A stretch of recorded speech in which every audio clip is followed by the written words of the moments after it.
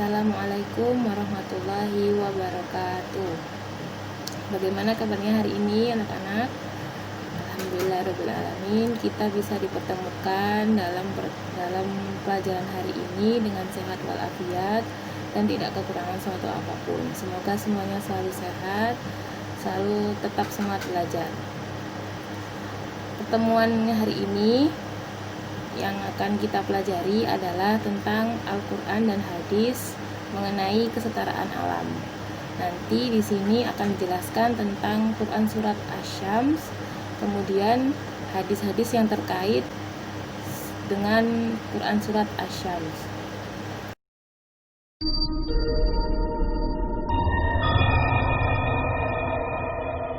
Bismillahirrahmanirrahim.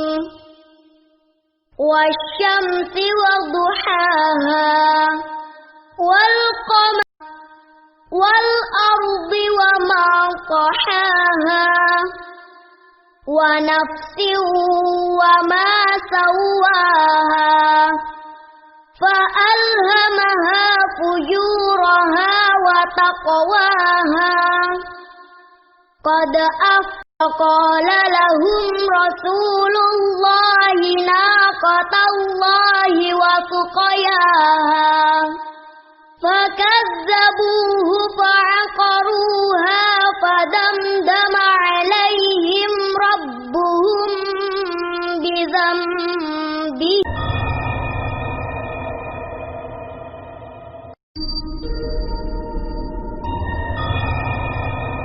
Setelah kita membaca dan mendengarkan Quran surat Asy-Syams yang tadi sudah di slide sebelumnya, sekarang kita akan membahas tentang makna yang terkandung dalam Quran surat Asy-Syams.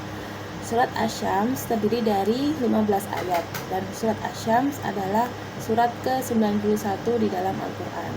Nah, di makna yang pertama disebutkan bahwa sumpah Allah kepada tiga pasang makhluknya.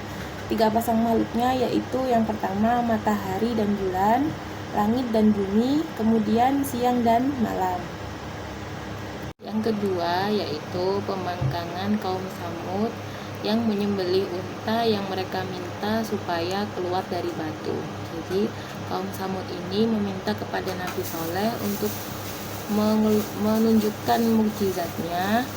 Mereka meminta untuk mengeluarkan unta dari batu yang besar, padahal Nabi Saleh memesan agar mereka menjaga unta tersebut setelah keluar dari batu dan memberinya minum. Nah, tujuan penyembelihan ini semata hanya ingin menyelisihi perintah dan nasihat dari Nabi Saleh alaihi salam. Kemudian yang ketiga, kaum Tsamud telah dihancurkan Allah karena kedurhakaannya. Tuhan membayangkan bahwa hal ini adalah mudah baginya, sebagaimana mudahnya menciptakan benda-benda alam seperti siang dan malam, dan menciptakan jiwa yang tersebut dalam sumpahnya. Allah memberitahukan kepada manusia jalan ketakwaan dan jalan kekafiran. Manusia mempunyai dua pilihan, mereka bebas memilih antara jalan yang baik atau jalan yang buruk. Untuk lebih jelasnya, kita bisa simak video yang akan ditampilkan setelah ini.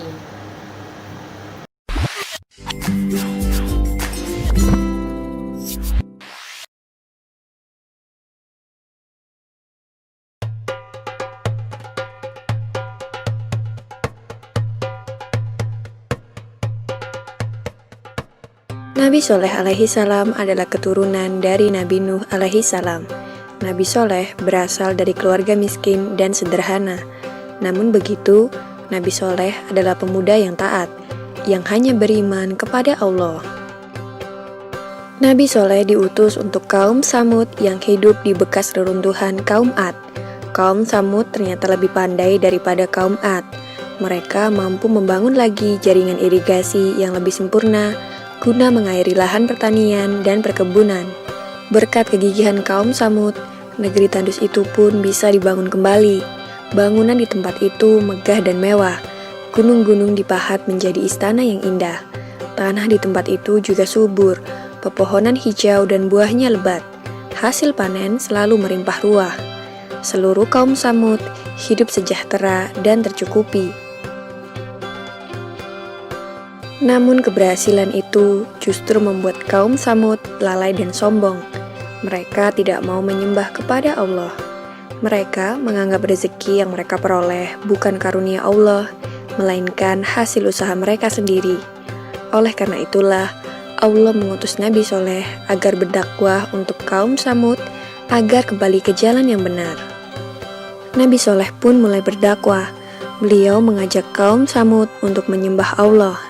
Namun kaum Samud sama sekali tidak menghiraukan ajakan Nabi Soleh dan menganggap Nabi Soleh sebagai pembohong belaka. Kaum Samud lalu menuntut Nabi Soleh untuk mengeluarkan mukjizat. Menghadapi tuntutan itu, tak ada jalan lain bagi Nabi Soleh kecuali memohon kepada Allah agar memberikan mukjizat kepadanya. Allah lalu mengabulkan permohonan Nabi Soleh. Suatu hari, Nabi Soleh mengajak kaum Samud untuk pergi ke kaki gunung. Orang-orang kafir itu mengikuti Nabi Soleh bukan karena mempercayainya. Mereka malah berharap agar Nabi Soleh tidak bisa mengeluarkan mukjizatnya dan dapat menghinanya sepuasnya. Sesampainya di kaki gunung, kaum Samud meminta Nabi Soleh agar mengeluarkan seekor unta dari sebongkah batu besar.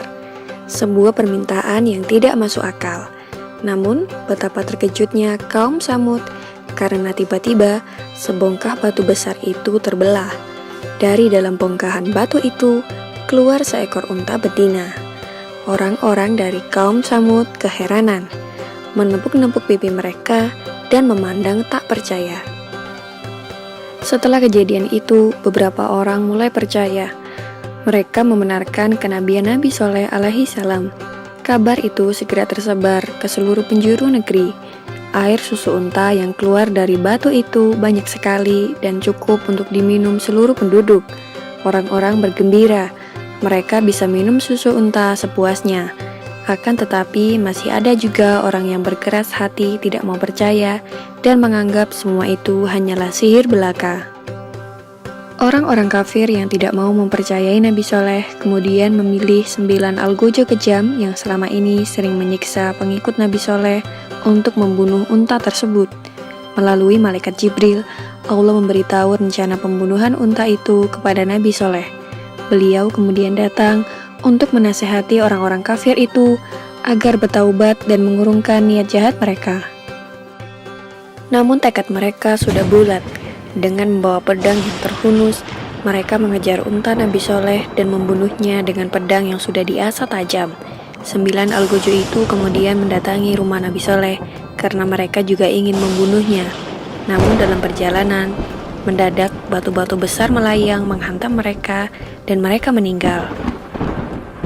Azab Allah pun turun berupa petir yang menyambar dengan amat keras. Orang-orang kafir yang tidak mempercayai kebenaran Nabi Soleh pun berlarian menyelamatkan diri. Bumi tempat mereka berpijak juga tiba-tiba berguncang. Gempa dahsyat terjadi. Orang-orang pun semakin bingung. Bencana datang dari atas dan bawah. Akhirnya setelah azab itu diturunkan, semua kaum Samud binasa. Tak ada lagi yang tersisa kecuali 120 orang yang beriman kepada Allah dan mengikuti dakwah Nabi Soleh.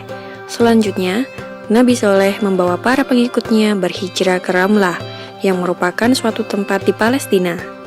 Demikianlah kisah Nabi Soleh alaihi salam tentang mukjizat unta yang keluar dari dalam batu. Semoga kisah ini dapat mempertebal iman kita dan percaya tentang kebesaran Allah Subhanahu wa Ta'ala. Amin ya Rabbal 'Alamin.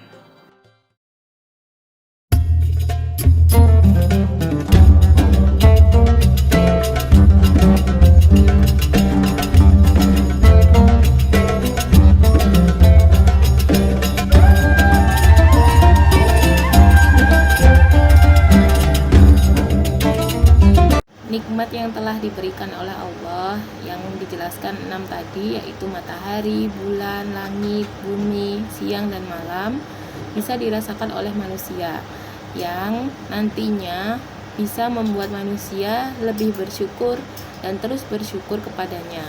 Pada ayat selanjutnya, Allah lengkapkan dengan nikmat yang lain, yaitu petunjuk dan jalan ketakwaan untuk ditempuh para pencari kebahagiaan, dan jalan kefasikan untuk dijauhi agar tidak terjerumus dalam jurang kenistaan dan kecelakaan yang abadi.